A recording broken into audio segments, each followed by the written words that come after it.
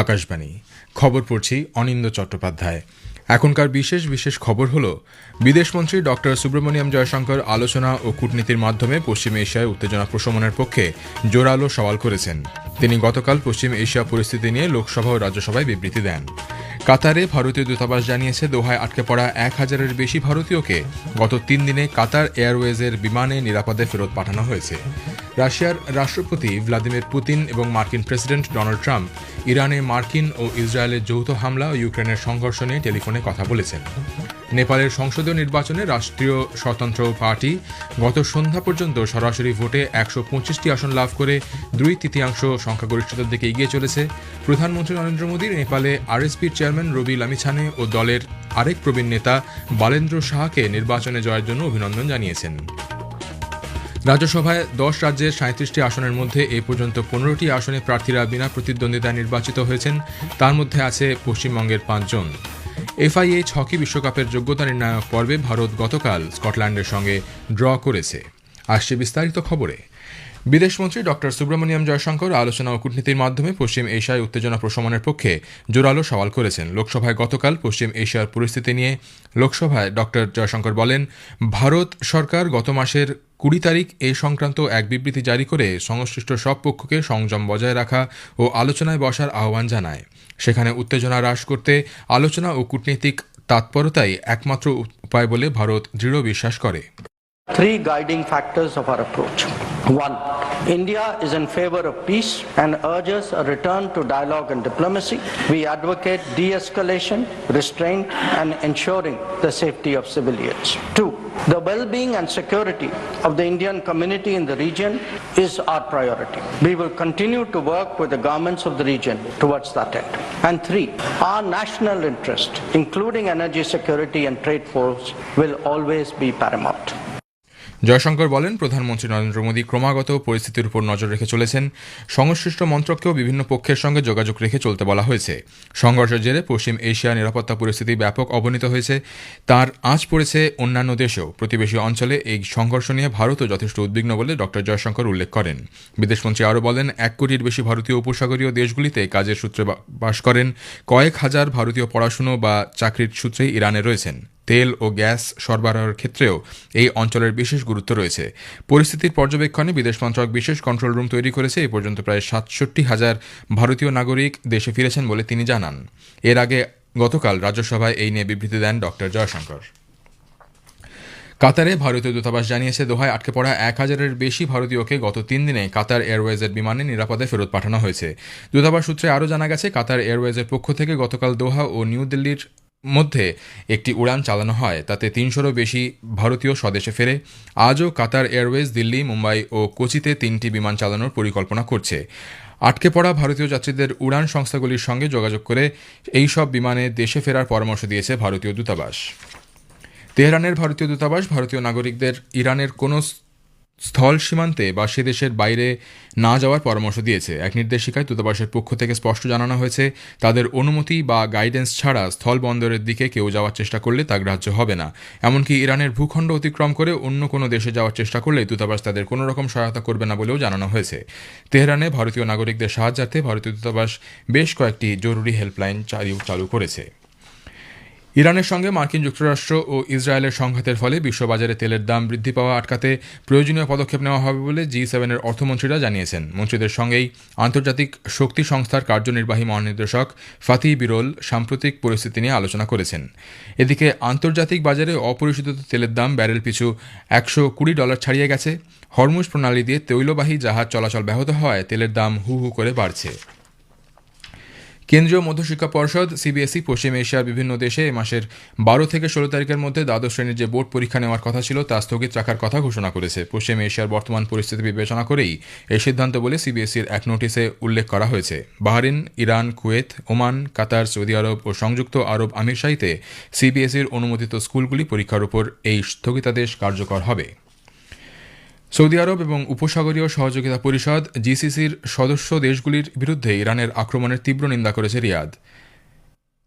Saudi বিদেশ মন্ত্রকের পক্ষ থেকে এক বিবৃতিতে বলা হয়েছে, ইরানের এই আক্রমণ বৃদ্ধির ফলে দ্বিপাক্ষিক সম্পর্কের উপর গুরুতর প্রভাব পড়তে চলেছে। সামাজিক মাধ্যমের এক বার্তায় সৌদি আরবের বিদেশ মন্ত্রক জানিয়েছে, বিমানবন্দর, তৈলক্ষেত্র এবং অসামরিক লক্ষ্যবস্তুতে আঘাত হানা হচ্ছে, যা আন্তর্জাতিক সনদ ও আইনের পরিপন্থী।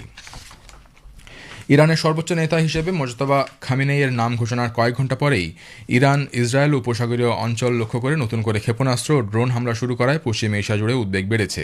তেল আভিভ ও হাফিফা সহ ইসরায়েলের বিভিন্ন শহর আকাশপথে হামলার বিপদসংকেত হিসেবে সাইরেনের আওয়াজ শোনা যাচ্ছে। সৌদি আরব, সংযুক্ত আরব আমিরশাহী, বাহরিন, কুয়েত, কাতারও ইরানের ক্ষেপণাস্ত্র বা ড্রোন আছড়ে পড়ায় সক্রিয় রাখা হয়েছে আকাশ প্রতিরক্ষা ব্যবস্থাপনা। আকাশবাণীর সংবাদদাতা জানাচ্ছেন, ওই অঞ্চলে ইসরায়েল এবং তাদের সহযোগী দেশগুলির পরিষেবা পরিকাঠামো লক্ষ্য করে ইরানের সমন্বিত হামলার অঙ্গ এই আক্রমণ। বাহরিনে আল মামির তেল চত্বরেও ড্রোন হামলা হয়েছে বলে জানা গেছে। রাশিয়ার রাষ্ট্রপতি ভ্লাদিমির পুতিন ইরানের নতুন নেতা নির্বাচিত হওয়ায় মোজতবা খামেনেইকে অভিনন্দন জানিয়েছেন। একই সঙ্গে তিনি পশ্চিম এশিয়ার সংঘাতের আবহে ইরানের প্রতি রাশিয়ার সমর্থনের কথা ঘোষণা করেন। হোয়াইট হাউসের পক্ষ থেকে অবশ্য খামেনেই নির্বাচিত হওয়ার ব্যাপারে কোনো প্রতিক্রিয়া পাওয়া যায়নি, তবে ইসরায়েল হুঁশিয়ারি দিয়েছে তারা ইরানের পরবর্তী ধর্মীয় নেতাকেও লক্ষ্য করে আক্রমণ চালাবে। রাশিয়ার রাষ্ট্রপতি ভ্লাদিমির পুতিন এবং মার্কিন প্রেসিডেন্ট ডোনাল্ড ট্রাম্প ইরানে মার্কিন ও ইসরায়েলের যৌথ হামলা ও ইউক্রেনের সংঘর্ষ নিয়ে টেলিফোনে কথা বলেছেন। ক্রেমলিন সূত্রে এই খবর জানা গেছে। পুতিনের কূটনৈতিক পরামর্শদাতা ইউরি উসাকভ বলেছেন, উভয় নেতা ঘণ্টাখানেক বার্তালাপ করেন। ডিসেম্বরের পর দুই শীর্ষ নেতার এটি প্রথম আলাপচারিতা। উসাকভ জানিয়েছেন, রাষ্ট্রপতি পুতিন ইরানের বিরুদ্ধে মার্কিন ইসরায়েলি যৌথ অভিযানের অবিলম্বে রাজনৈতিক ও কূটনৈতিক সমাধানের আহ্বান জানিয়েছেন। টি-20 বিশ্বকাপ থেকে ছিটকে যাওয়ার পর পশ্চিম এশিয়ার উদ্ভূত পরিস্থিতির জেরে ভারতে আটকে পড়া ওয়েস্ট ইন্ডিজ এবং দক্ষিণ আফ্রিকা ক্রিকেট দল আজ নিজেদের দেশে ফিরবে। বিশেষ চার্টার্ড বিমানে তাদের প্রথমে জোহানেসবার্গে নিয়ে যাওয়া হবে। সেখান থেকে ওয়েস্ট ইন্ডিজ দলকে পাঠানো হবে অ্যান্টিগায়। প্রতিযোগিতায় নিজেদের সফর শেষ হয়ে যাওয়ার পর ভারতে আটকে থাকা ওয়েস্ট ইন্ডিজ দলে রয়েছেন 12 জন খেলোয়াড়, 10 জন সাপোর্ট স্টাফ। দক্ষিণ আফ্রিকার দলে 12 জন খেলোয়াড় ছাড়াও আছেন 2 জন সাপোর্ট স্টাফ। ইরানের সঙ্গে মার্কিন ইসরায়েল সংঘর্ষের প্রেক্ষিতে লেবাননের সংসদের মেয়াদ 2 বছর বৃদ্ধি করা হয়েছে। সে দেশের সরকারি সংবাদ সংস্থা জানিয়েছে 76 জন মেয়াদ বৃদ্ধির পক্ষে মতাধিকার প্রয়োগ করেন। 41 জন ভোটদানের বিরুদ্ধে 4 জন ভোটদাতা বিরত থাকেন। নেপালের সংসদীয় নির্বাচনে রাষ্ট্রীয় স্বতন্ত্র পার্টি গতকাল সন্ধ্যা পর্যন্ত সরাসরি ভোটে 125টি আসন লাভ করে 2/3 সংখ্যাগরিষ্ঠতার দিকে এগিয়ে চলেছে। আনুপাতিক ভোট পদ্ধতিতে 40 লক্ষেরও বেশি ভোট পেয়ে তারা অতিরিক্ত 48টি আসন লাভ করে মোট 164টি আসন লাভ করতে চলেছে। প্রত্যক্ষ ভোটে এখনও পর্যন্ত ঘোষিত 164টি আসনের মধ্যে আরএসপি ছাড়াও নেপালি কংগ্রেস 18টি আসন জিতেছে, সিপিএন ইউএমএল 9টি, নেপাল কমিউনিস্ট পার্টি 7টি এবং সম সংস্কৃতি পার্টি 3টি আসন জিতেছে। এদিকে এই প্রথম মাদেশী সম্প্রদায়ের বালেন্দ্র শাহ নেপালের সর্বকনিষ্ঠ প্রধানমন্ত্রী হিসেবে শপথ নিতে চলেছেন। প্রধানমন্ত্রী নরেন্দ্র মোদী নেপালের রাষ্ট্রীয় স্বতন্ত্র পার্টির চেয়ারম্যান লোভি লামিছানে ও দলের আরেক প্রবীণ নেতা বালেন্দ্র শাহকে নির্বাচনে জয়লাভের জন্য অভিনন্দন জানিয়েছেন। এদের দুজনের সঙ্গে টেলিফোনে কথা বলে শ্রী মোদী নতুন সরকার গঠনের জন্য শুভেচ্ছা জানান। আজকের প্রসঙ্গের এবারের বিষয় কর্কট রোগ ও তার প্রতিরোধ। 2 পর্বের এই আলোচনায় আজ শুনবেন সার্ভাইকাল ক্যান্সার প্রতিরোধে ভারত সরকারের বিনামূল্যে এইচপিভি টিকাকরণ কর্মসূচি। বিশেষ ক্যান্সার বিশেষজ্ঞ ডক্টর শঙ্কর নাথের সঙ্গে কথা বলেছেন কাশ্মীর নাহার। আকাশবাণীর সংবাদ বিভাগ প্রযোজিত অনুষ্ঠানটির প্রথম পর্ব শুনবেন রাত 8টায় গীতাঞ্জলি, ডিডি বাংলা এবং আকাশবাণীর সংবাদ কলকাতা সোশ্যাল মিডিয়া প্ল্যাটফর্মে। খবর শুনছেন আকাশবাণী থেকে।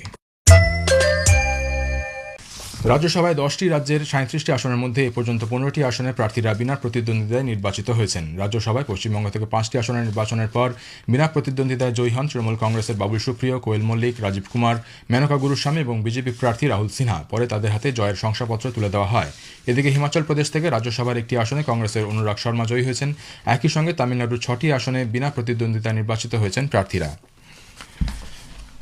পশ্চিমবঙ্গে আসন্ন বিধানসভা নির্বাচনে আইন মেনে সম্পূর্ণ নিরপেক্ষভাবে সম্পন্ন হবে বলে নির্বাচন কমিশন আশ্বাস দিয়েছে। পাশাপাশি এসআইআর প্রক্রিয়াও নিরপেক্ষভাবেই পরিচালিত হচ্ছে বলে কমিশনের দাবি।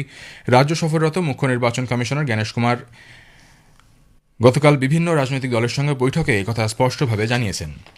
এফআইএইচ হকি বিশ্বকাপের যোগ্যতা নির্ণায়ক পর্বে ভারত গতকাল স্কটল্যান্ডের সঙ্গে ড্র করেছে। হায়দ্রাবাদে গতকাল পূর্বের ম্যাচে 2টি দলই 2টি করে গোল করে। উল্লেখ্য, ভারত রবিবার উরুগুয়েকে 4-0 গোলে হারিয়ে দেয়। শেষ করার আগে খবরের বিশেষ কিছু অংশ আরও একবার। বিদেশমন্ত্রী ডক্টর সুব্রমণিয়াম জয়শঙ্কর আলোচনা ও কূটনীতির মাধ্যমে পশ্চিম এশিয়ায় উত্তেজনা প্রশমনের পক্ষে জোরালো সওয়াল করেছেন। তিনি গতকাল পশ্চিম এশিয়া পরিস্থিতি নিয়ে লোকসভা ও রাজ্যসভায় বিবৃতি দেন। কাতারে ভারতীয় দূতাবাস জানিয়েছে দোহায় আটকে পড়া 1000-এর বেশি ভারতীয়কে গত 3 দিনে কাতার এয়ারওয়েজের বিমানে নিরাপদে ফেরত পাঠানো হয়েছে। খবর শেষ হলো। এরপর খবর শুনবেন সকাল 7:25 মিনিটে।